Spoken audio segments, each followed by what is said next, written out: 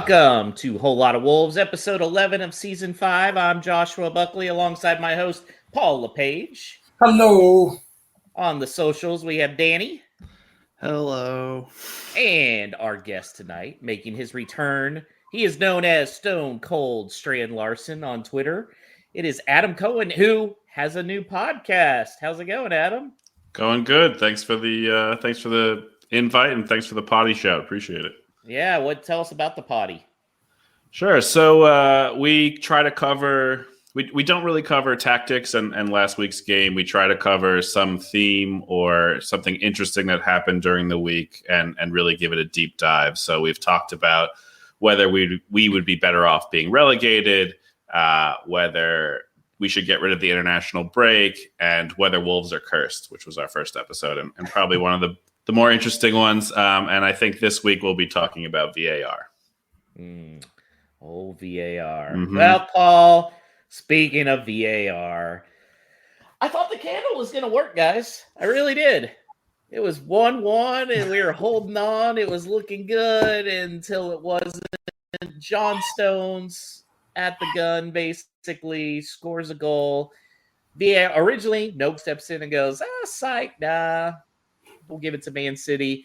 Paul, do you feel like fair or foul that the goal was allowed? It's consistency, right, at the end of the day. So fair enough if that's a goal, but it just means that Kilman's versus West Ham last season, that should have been a goal in my book. Got no complaints if either of those are given, and hence yesterday. What I've got an issue with is the build-up to it. Again, there was talk at the start of the season about cutting down on challenges in the box leading up to a corner. If that's not interference on Sarr, I don't know what is, especially as another foul got given again for us earlier when he got his foot trod on and went down. So that was given. Again, a little consistency would be nice. So I'm gonna bitch about that. But I think for me, it's just like, really, where do you draw the line now? That it seems continual, that there's always something, and it would always be something to the extent that, is that going to be given if it's the opposite way round at the 95th minute in our favour? And you start to question whether it would be. And I'm disappointed out of everything with that foul, that should have been given, because it stops Sarr from, in theory, coming for that ball, in theory, to come and contest it. Now, whether he would have done, I don't really care. But if your run is blocked off by a defender or whoever, if you're challenging for the ball, in theory, it could be a penalty. So that's what gets me. It's just like, where's the consistency? And out of everything, we can bitch and moan as much as we want about that. But how a foul wasn't given just a few minutes before, when bursting through, Guedes attacking, brought down, two hands on the back, at least, arguably a trip or a very harshly contested ball win from Nunes, how that wasn't given when every single one was for the whole game, just baffles me. It really does, because you just know that our boy Tommy Doyle would have stepped up and put it in top bins to win it at that point. So maybe that was the reason that they didn't give it, just because they knew what was going to happen. Yeah, and O'Neill cited perhaps bias by the referees. I think my favorite part, Danny, was that the officiating league has come asked for O'Neill's observations on his comments about it. What do you think of that? It's such a weird wording, and I don't know if there's any precedent for that. I mean, like, often it's comments on your comments. Yeah, it's like, I don't know. I already gave my observation. I think there's unconscious bias. I mean, to the larger point, it just feels like I'm pretty much behind O'Neill. I think that, like, he deserves a lot of time, like given the schedule and et cetera, et cetera. I've said that many times, but like, it's just another thing where it's like, do we really need this right now? Like I know that like, I mean, it would have been a tough position to be put in. I've seen people saying like, oh, you shouldn't say anything at all. Like we got to be making nice while we, are sitting bottom of the league. But like, the question gets asked by a reporter and you can't just say like, nope. I mean, you could, but like, he wants to give some kind of answer. But I just have this sinking feeling that nothing good is going to come with it. Maybe partly because, when I was finishing out my workday, I was watching the Forest game and Nuno is sitting up in the stands because he's serving a touchline ban. It's just like, man, I really do not need that, especially as our fixtures start to turn a bit better. I mean, I don't know. Maybe there are people out there who think we'd do better if Sean Derry was on the touchline instead. It would be funny because we've identified as the Southampton game as really a must-win, and if he was suspended for that game, what do we do? What do we do then? Heading into the game will there be a change in shape? And there was a major change. O'Neill went with the 3 center backs, but he also went with 3 midfielders, so a little bit of a 3-5-2. Adam, were you encouraged by that setup? No, I mean, I still think the problem is less with the center backs, not that they're without fault, but I think the 3 midfielders where you have the same midfielder 3 times has been the lion's share of the issue. I thought that for the game plan, it worked okay because the whole plan was sit back, defend, and really don't get out of your shape. And anytime they got out of the shape, O'Neill was kind of freaking out. So I think it was okay for what we were trying to accomplish in this game. If this is how we're going to play going forward, I think, I thought the change to Doyle was a good one, but I don't think Doyle was really able to get anything going. But that's not really his fault and more, kind of the issue with who we were playing and what we were trying to accomplish as a game plan. Yeah, Paul, I saw a comment after the game from O'Neill who said he took Andre out at halftime for Doyle because Andre wasn't executing the game plan, but then he added, well, Andre's also been on international duty and came in late. What do you think of that comment? I was quite surprised that Andre started, actually, given he'd probably taken all that minutes or all of that travel. I think it was probably a stretch for him to at least start, maybe come on and feature at some point. But I can kind of see it some way in that he may not, either him or the 3 as a whole may not have been the ideal setup. And maybe that was prompted the change for Doyle and possibly someone to put their foot on the ball a little bit and spread it around, or at least to try and take the initiative somewhat and make it more offensive from the midfield, because it was just wave after wave after wave. But even that didn't really happen second half either. Danny, Jurgen Strand Larsen had another great game. I like that he does the dirty work, but now he's putting in a lot of goals. 3 on the season, 2 in the last 2 matches. I mean, do you feel like he's potentially going to be a superstar at this rate? I don't know if I'm ready to say superstar, but I mean, in terms of what we've needed for several seasons now, and especially what we've needed under a couple different managers who, prefer to work with that kind of striker, I continue to be really excited about his potential for this season and beyond. I just think, he is sort of that like jack of all trades, sort of like, I don't know. I don't want to call him a complete forward, like he's not like Raul in that regard, but like he really can cause the back line to think of several different threats. And in this one, obviously, we're playing at City. He's really going to be a point man. The goal is like a perfect example of that, where we get it wide and get a cross in and he's there to put it in. I think it even came off his shin, but it doesn't matter at that point. But in the other games, he's not drifting out wide necessarily. And that's something like that's a trap we've got caught in the past, where people who have been forced to play as 9s for us, like like Wang or whatever end up drifting out wide and they're so much less effective. He's still within the width of the box, but he is able to impact the play in so many different ways. You know that if we have a break on and for some reason the ball is with him instead of, with Semedo or something, he can put the ball to someone like Cunha or Forbes in the end of that game.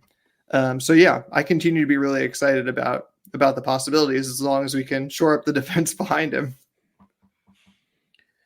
Well, Adam, Santi Bueno had a really good game. He had a role in that goal, and then he did pretty good on defense, as well as Semedo, also solid on defense and making that great pass. How'd you feel like they played, the two of them, both on offense and defense as a whole? Yeah, I mean, I've always thought Santi Bueno is a pretty good center back. I'm surprised, they all make mistakes. So, sometimes he gives up a goal by not pressing his man. And that's kind of where the Guardiola goal comes, because nobody presses on him when he's cutting inside. It's the fourth time or third time we've seen that same goal. So that's a little disappointing that none of them are learning from that. But in terms of a Premier League center back, I think Santi Bueno is perfectly fine. Can do the job, has done the job. He looked really good. Can't really blame him in particular for anything. I think he did have that hockey assist for the goal. So that was a really nice forward diagonal pass, which set everything up for Semedo to then press forward and then cross it into the shin, as Danny said, of Strand Larsen, my boy Stone Cold Strand Larsen. So, yeah, no, I thought they both looked really good. Semedo defended well.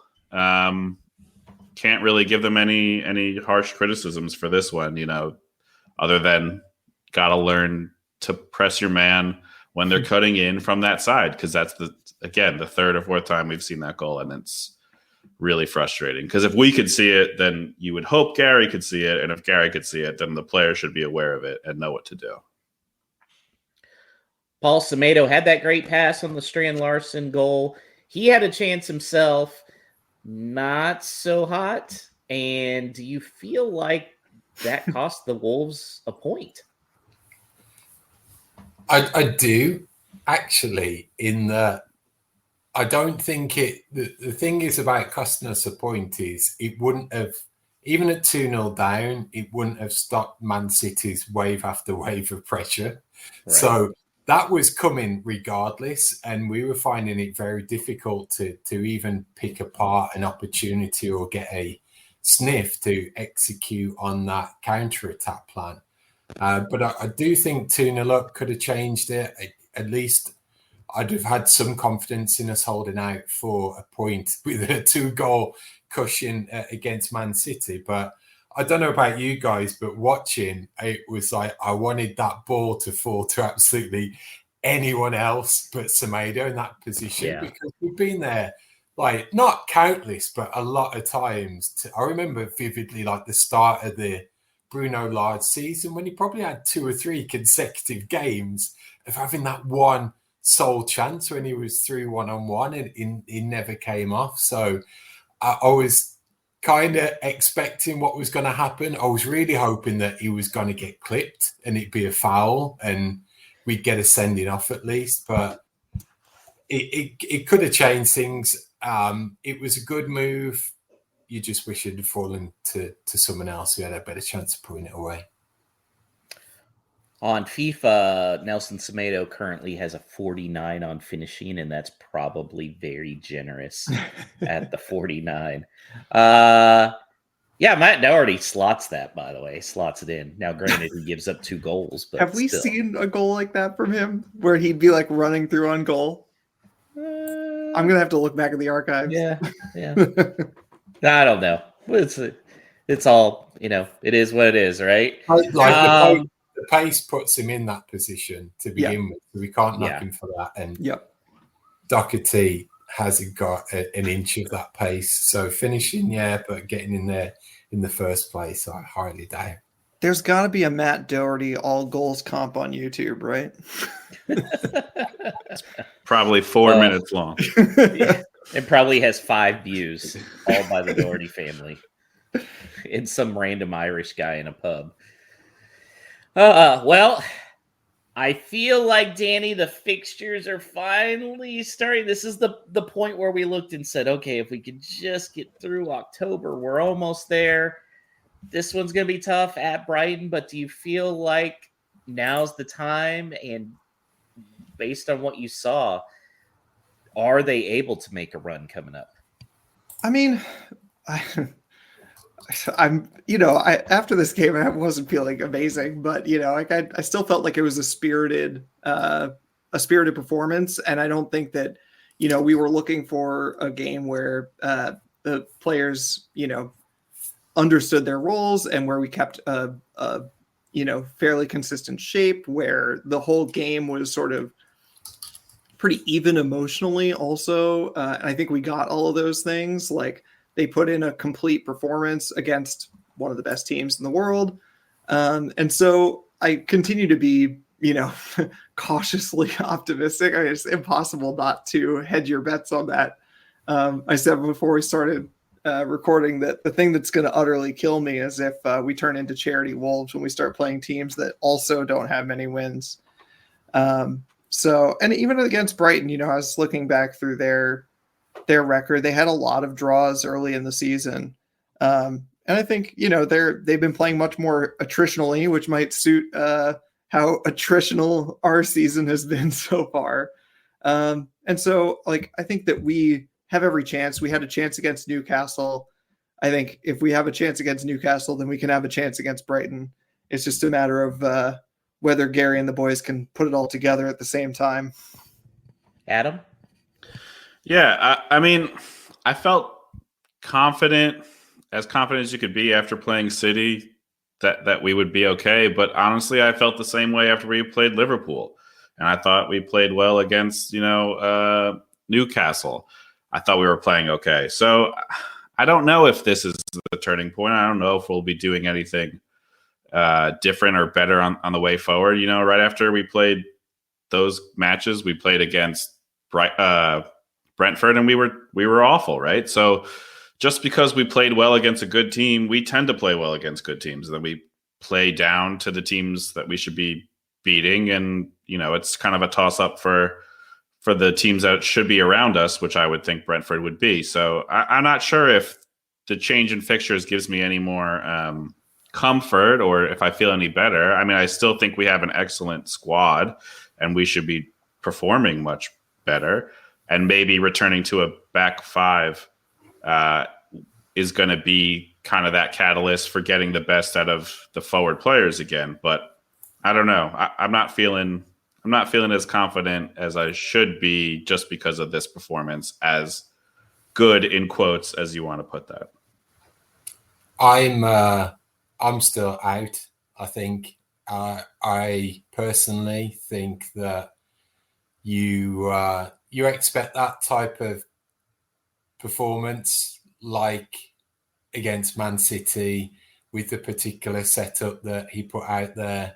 To me, I think it will be a turning point on Saturday against Brighton. I think really, for me, his only hope to keep the job is a win and 3 points, which is going to be really tricky, because I would rather, if that brings an end to his tenure, I'd rather him go out prior to those critical fixtures, what there will be at that point, to at least get that new manager bounce in there, rather than potentially rock up against those fixtures and not get anything from them if this run continues. So I'm down to give it on Saturday. If he gets a win, great. Hopefully that's the building block that he can kick on with and take some momentum into those easier fixtures. But for me, it's 3 points or he can go. Danny, 3 points or go? What do you think of that? Not quite for me. I understand the desire to have someone new in before the easy fixtures. I guess I think of it slightly differently. I think of it as in, I don't have control over the situation, and I just don't think that they're going to do that. I think that they will wait at least until the next international break, which is after we play both Palace and Southampton. It's near the beginning of November, I guess, or mid-November. And And so I think that they're going to leave it until then at least. And they might even wait until later, till sometime in December. I don't know. I think I've seen some very credible arguments saying that they think that Fosun would just stick with him the whole season. Just say ride or die. And so like, I don't know. I don't think about it in terms of like what I would do because I don't have any control over it. I don't know. I think they will probably think of it like this. It will not look great if they sack O'Neill after having a ton of very difficult games, including Brighton, who are a decent team, and then bring in someone who doesn't immediately turn it around. That'll look bad, very, very bad too. So, well, another thing we have to consider, Fosun's has become notoriously cheap. O'Neill signed that contract extension, him and his whole staff through 2027. What's the buyout there? It's not like they can just fire him and they're off the hook for everything. That's not going to be the case. There's going to be something. And then you have to think about bringing in a new manager. What's the cost going to be? I don't know if Fosun wants to spend the money on that. I think they may want to roll the dice. Adam? Yeah, not to give the Crying Wolves podcast a little plug, but we did cover this in the Crying Wolves podcast, episode 2, about relegation. Our thought is that he will go down with the ship, and we do not see a world in which they let Gary O'Neill go and bring in another manager. I don't know who they would be able to attract with what they want to pay. As you said, I don't think Gary O'Neill's buyout would be too much, just because I think he knows that he doesn't have much credit in the bank in terms of.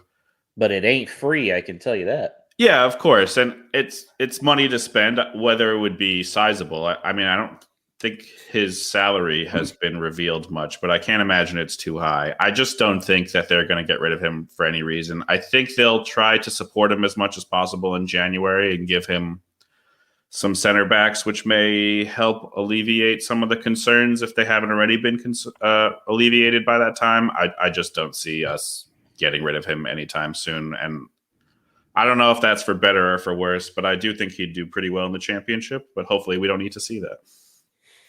There's no way. If they get relegated, there's no way they're letting him stick around on the team in the championship. And plus, if we're in last place still at the end of December, I think this time they may look to sell off some assets and just get their money while people are desperate and stuff.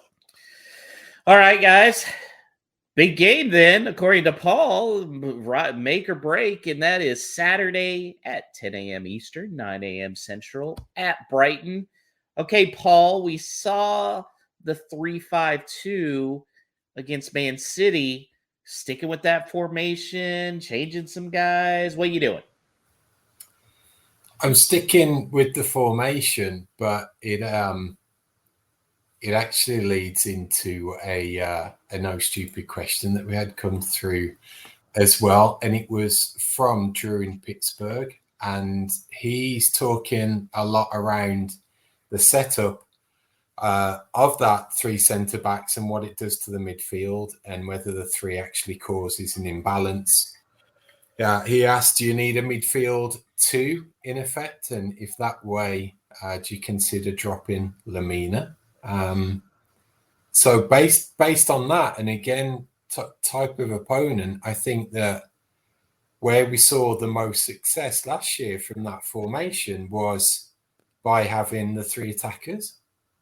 And it does seem, if that's the case, that certainly 3 into the 2 central midfielders doesn't go. Even 4, if you add Tommy Doyle into the mix into those 2 central midfielders, doesn't go. So it's a tricky one for me. I like the 3 at the back. I still think it can give us that defensive solidity a little more without stifling us too badly when it comes to the offensive output, be it from Out-Nouri or Semedo. But I do think you need a little more added intent with a 3rd forward and sacrifice that 3rd midfielder. What do you think, Danny?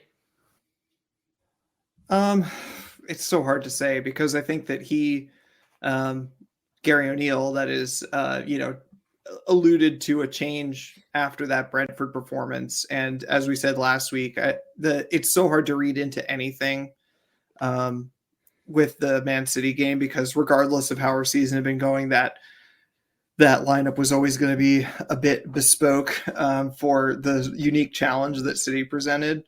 I feel very conflicted about it because I think I sort of agree. I think, Paul talked about this and I've seen a lot of people mention this, that, we'd prefer maybe a midfield 2, or at the very least to see Doyle get some minutes. And it just feels like with Lamina being weird, like kind of undroppable because he's captain, it just leaves you with not a ton of options, but it does feel very odd to play, essentially like a 5-3-2.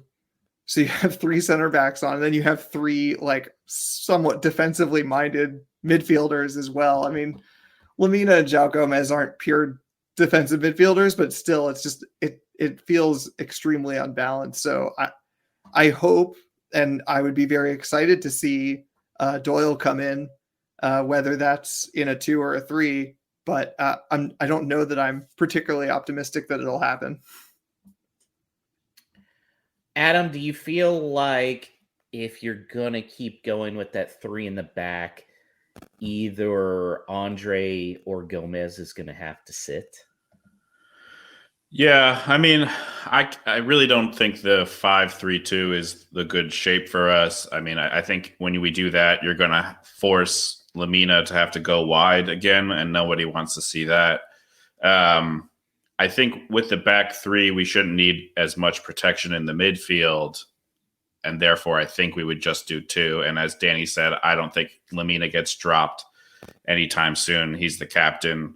He went blonde, so he did everything he could do for us.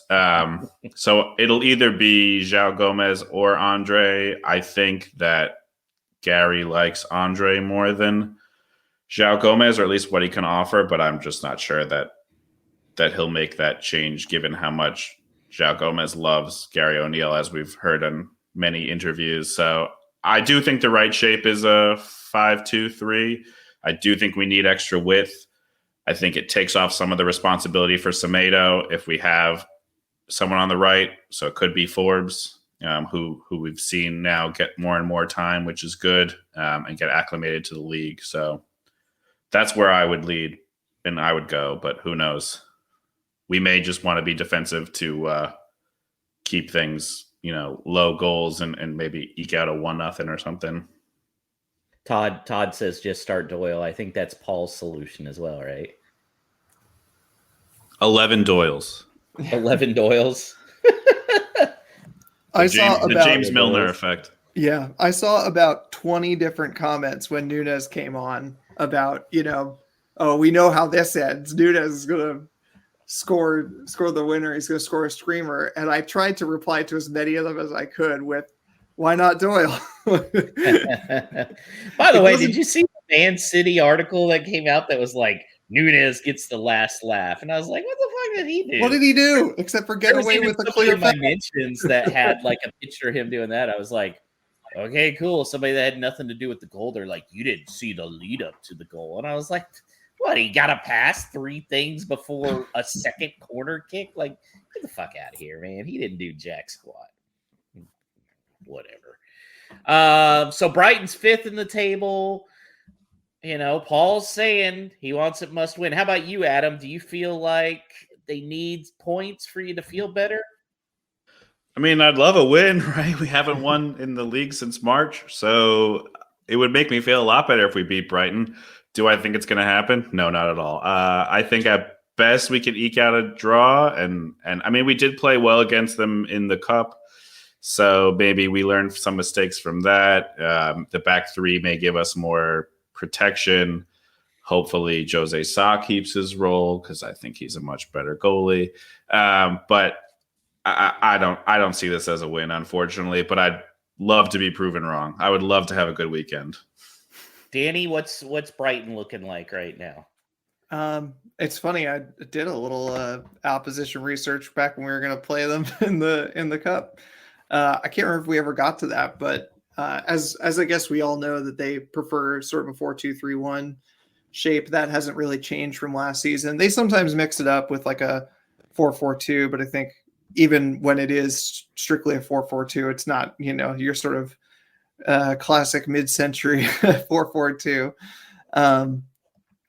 They've had a decent start to the season, and in fact had several wins to begin with. But then they had, I think, 3 straight draws. But despite that, as you said, they're currently sitting in 5th. So it's hard to see how they would be disappointed with that result of their opening run of games. From what I've looked at, they don't seem quite as high scoring as they used to be. I feel like, especially when they played us, although that was sort of the Lopetegui era where we were letting in huge numbers of goals against them potentially. But that's 6:30 game. Oh. Yeah, that was rough. But no, I mean, the games that they've won have been, much tighter this year. And like I said, they've had 3 draws. So I sort of alluded to this earlier. I'd call it a little more attritional. And the one like sort of silver lining that I see from that is that we've had an extremely attritional season. So maybe we're prepared to handle that kind of thing. Although I'm sure not many people are feeling super confident in terms of, the players who probably make a difference. Welbeck has actually been having a pretty decent season. Obviously, there's the young player Minta, who's also having a great season so far. So it'll be interesting. I think I sort of got the impression that people were very high on Fabian Hertzler when he came into the league, and that maybe expectations were like very high, and maybe like he hasn't even quite lived up to them despite the fact that they're in 5th. So I'm kind of curious to see what they bring. I think Welbeck's injured though. Is that true? I think he went off. I mean, I didn't watch the game because I'm trying to have a good life. But I think he went off after 45 with an injury, but I'm not sure if he'll be playing against him. I'm sure he'll play for 5 minutes and score the winner. So yeah, that's about right. Paul, am I weird for not liking Brighton because they have 2 cities in their name? Brighton and Hove. Right. Yeah, and they're an Albion, and they play in blue and white, and it just feels that we've got a terrible record against them. Crappy place to go and get to. So yeah, just they're not a very likable team as far as the Wolves are concerned. All right, let's look at the standings here. Danny, go fuck yourself. You got the 2-1 win, so you got 3 points. Alex had 2-0. He got 1 point. Man, me and Paul thought we were actually going to get some stuff on the board. Not so much. Danny has 9 points. Alex has 7. The guest spot has 3 points, with Adam actually contributing one of those. I've got 2 points, and Paul has 1. So, yeah, Gary O'Neill is leading our picks as well, Paul. That's right, yeah. Okay, Adam, we're going to start with you. What do you got? 3-1 Brighton win. Starting off strong here. Sorry. Oh, I would love to be wrong. I would love to be wrong, but they're just peaking, and we are very much valuing. Guys, if they lose 3-1 on Monday, it's going to be tough getting on, or this Saturday, it's going to be tough getting here on Monday. Yeah. Oh. Danny? I'm going to go. You better not say 3-1. No, I'm not going to do that. I'm going to go the old Desmond. 2-2. 2-2 draw. Okay. Paul? I said we need a win. I'm going to have a little bit of confidence that there's something in me that this will generally be the turnaround, half glass full and everything. I want to say the candle kicks in because there was this disclaimer on it that it may take a few days. Brighton and Hove Albion 0, Wolverhampton Wanderers 2. Let's go. 2-0. Let's go. Can you imagine? Let's go. I like what Paul's thinking. I like what Paul's drinking. Yeah.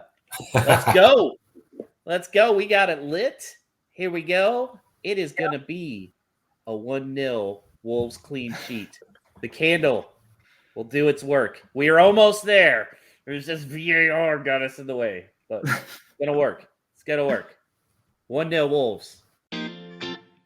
No Stupid Questions is presented by Esfuerzo Wines. Located just north of Santa Barbara, California, Esfuerzo Wines showcases passion and 3 generations of winemaking in every bottle. So whether you're celebrating a Wolves victory or winding down after a day at work, let Esfuerzo Wines transport you to the heart of California's wine country with every sip. For a limited time, head to esfuerzowines.com and use the promo code WOLVES for a 15% discount on your wine purchases. This message is intended for those of legal drinking age. Do not drink and drive. Excessive alcohol consumption may be harmful to your health.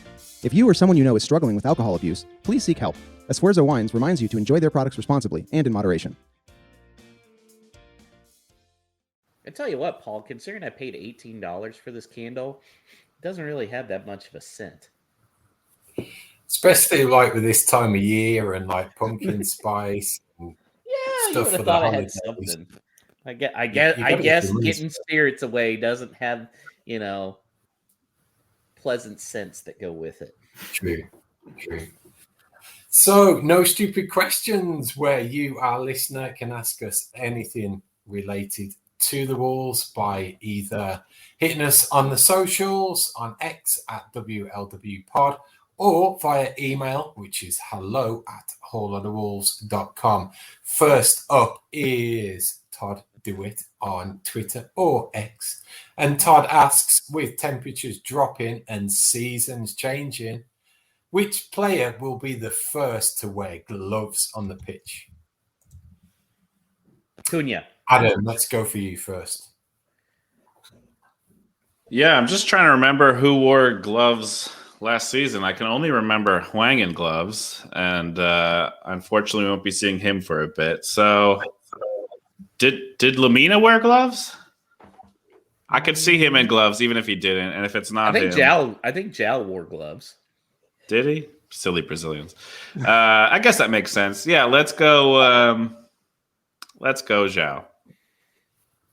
Yeah, well, it's either going to be Cunha or Andre, I think, it's going to be one of the Brazilian guys is going to start out.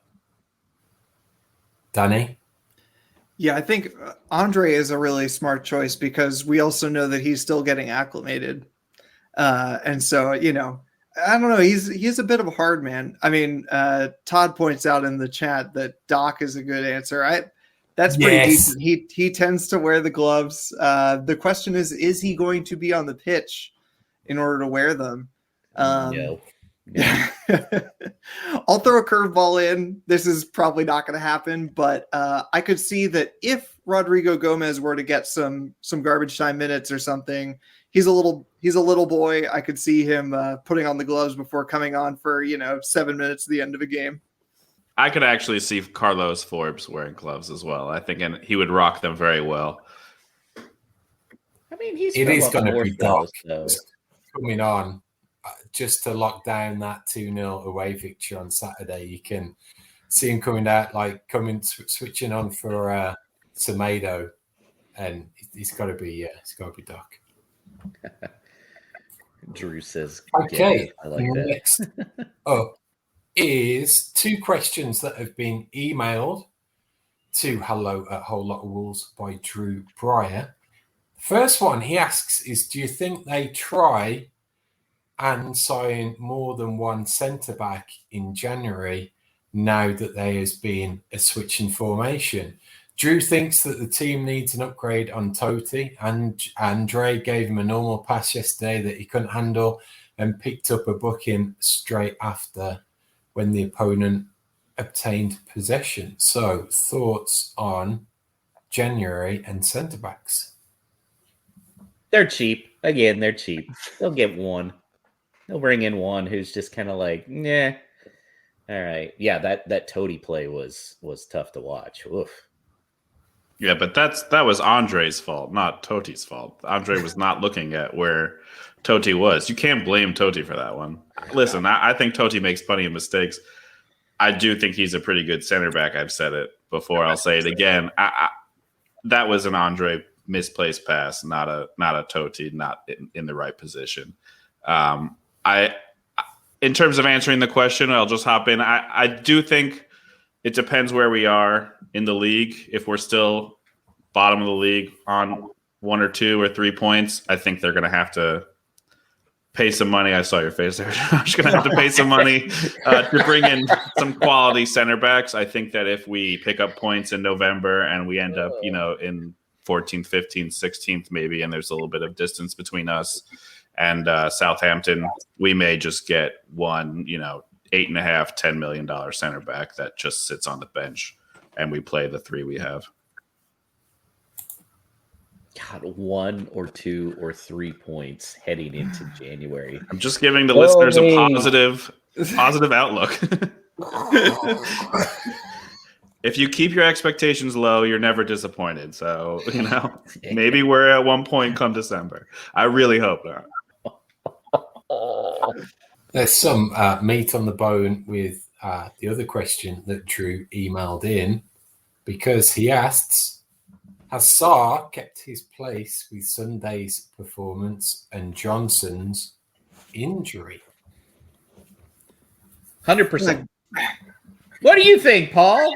I think based on yesterday, Sarr made a couple of saves that Johnson was never getting close to. So based on performance, I think he's got to stay in, and maybe that's one criticism of O'Neill, that he probably realised there's been a mistake there, and it's a hard one for him to own up to, even though he seems to be quite a fan of looking to take the blame away from the players. I think that he knew exactly what he was saying in yesterday's press conference after the game, turning headache of the impending decision versus headache that Sarr had been causing trouble behind the scenes or something along those lines. I think he knew exactly what he was saying, and it was a type of deflection away from it. But I think it's just a case of the player in form gets to keep the shirt regardless of position. Based on Sunday, it should be Sarr's. Todd's got a question on here. Who gets transferred out first, Johnston or Saw? I still think Saw would be transferred out first. Well, it's like, if you look at it, I saw comments yesterday that they've wasted 10 million on Johnson, thinking he's number one. Or is it 10 million better investment having a capable backup on the bench that could be needed, instead of Dan Bentley, who can't do pretty much anything worthwhile when it comes to keeping the ball out the net? So in this day and age, reasonable Premier League experienced keeper, not taking up an overseas berth, 10 million, probably say fair enough. Now, the question is if that's used as some justification to give him the starting spot, which I think it shouldn't be, again, after Sunday and after the body of work that we've seen Johnston contribute. So having those two vying for the number one shirt, maybe it brings out the best in Sarr, and he locks it down and is capable and competent throughout the rest of the season. If he goes down, it's not as drastic as looking to Dan Bentley to try and keep in the game, because you got arguably a decent backup. I think Sarr should keep his place. I think he's a much better goalkeeper. His distribution may not be as good as Johnson, but I don't think Johnson's distribution has been anything that we should really get excited about. So I'd much rather have Sarr in goal than over Johnston. And yes, we saw Sarr not have his best performances in the first few games, but I think that's because he was expecting to leave and kind of had his mind wobbled a little bit there. But I think we saw how good he could be against Man City. I think he's an excellent goalkeeper. He's probably one of the best goalkeepers outside of the top teams. And Johnston is not an upgrade in any way, shape, or form. whether we still sell Sa in January, even if he plays the next few fixtures and does well for us. I don't trust Fosun, so I'm sure Sa's gone in January. What if selling Sa means that we can get a semi above average center back? You're really not selling it. It shouldn't be up to selling Sa that we get a above average center back. But it will will be. It should be the fact that we're on 1 point in December. Yeah, I hate you so much, Adam. All right, Adam, where can people find the potty? You can find the Crying Wolves podcast on Apple Podcasts and Spotify, and we are at Crying Wolves Pod on X. And you can find me on X as well at Nothing But Neto or Stone Cold Strand Larsen. And that brings this week's show to an end.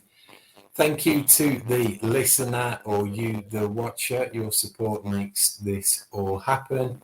Thanks to Danny on the socials, Alex producing. We're going to be back same time, same place next week for either 3 points, 1 point, or maybe no points. We shall see, and then preview what we have in store when Crystal Palace are next up at Molineux. So in the meantime, we do what we can, and as we walk down the street, we meet new people and we say to them, up the mighty Wolves.